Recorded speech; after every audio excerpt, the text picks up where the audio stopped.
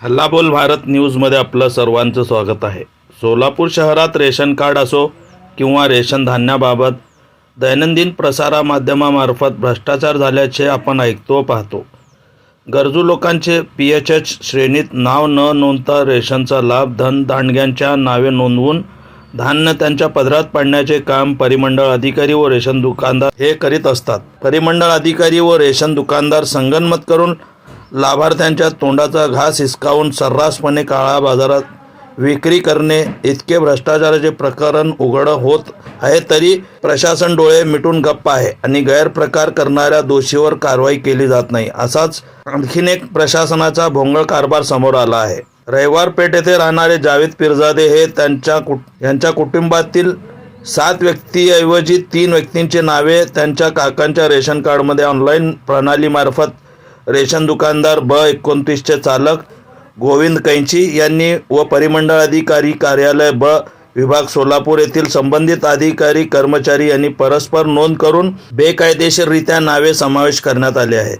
सन 2014 ते आजपर्यंत जावेद पिरजादे यांच्या हक्काचे रेशन गडप करत आहे असे जावेद पिरजादे म्हणाले। जावेद पिरजादे यांचे काका अब्दुल करीम महबूबसाब पिरजादे यांना फक्त 15 किलो धान्य दुकानदार देत आहे। याबाबत जावेद पिरजादे गेले 2 महिन्यापासून जिल्हाधिकारी सोलापूर व अन्न धान्य वितरण अधिकारी सोलापूर यांच्याकडे पाठपुरावा करीत आहेत, तरी आजपर्यंत आम्हाला न्याय मिळाले नाही। परस्पर नावे नोंद करणारे संबंधित दुकानदार अधिकारी कर्मचारी यांच्यावर जीवनावश्यक वस्तू अधिनियमानुसार फौजदारी व फसवणुकीची कारवाई करण्यात यावी, अन्यथा मला रीतसर न्यायालयात जाण्याची परवानगी द्यावी अशी मागणी जावेद पिरजादे यांनी प्रसारमाध्यमामार्फत केली आहे।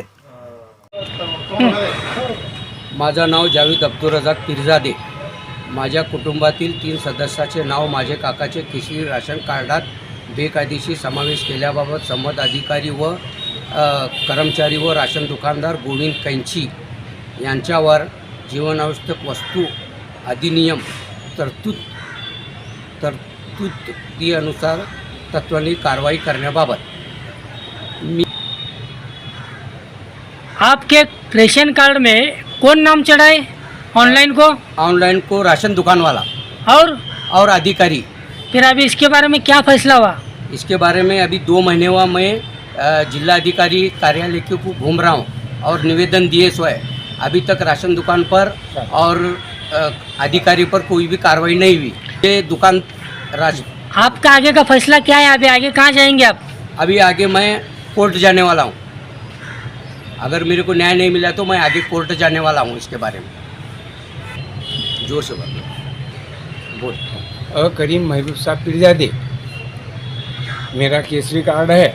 मेरे भतीजे के 3 नाम ऑनलाइन पे ऐड करेले है और मुझे 3 आदमी का अन्न दान देता है वो, और 3 आदमी का वो काला बाजार करता है। उसके ऊपर कार्रवाई के लिए हम 2 महीने से फिर रहे हैं, उसके ऊपर कोई कार्रवाई भी नहीं। उसके ऊपर कार्रवाई होना चाहिए, नहीं तो हम कोर्ट को जाने वाले। कितने लोग का नाम है? 7 है। फिर अभी अनाज कितने देता है तुम्हारे को? 3 आदमी का अनाज देता है, 15 किलो खाली। फिर इसके ऊपर आपका क्या राय है? कुछ नहीं, उसके ऊपर कार्रवाई होना चाहिए। हम वहाँ पाठ पुरावा करेले, कोई हमारा दांत नहीं ले रहा है। कहाँ करे पाठ पुरावा? यहाँ अन्न अधिकारी के पास जिला परिषद में। फिर अभी आपका आगे का क्या सोचे? आपको कहाँ न्याय मिलने वाला है? पाठ पुरावा न हुआ तो हम कोर्ट पे जाने वाले आगे।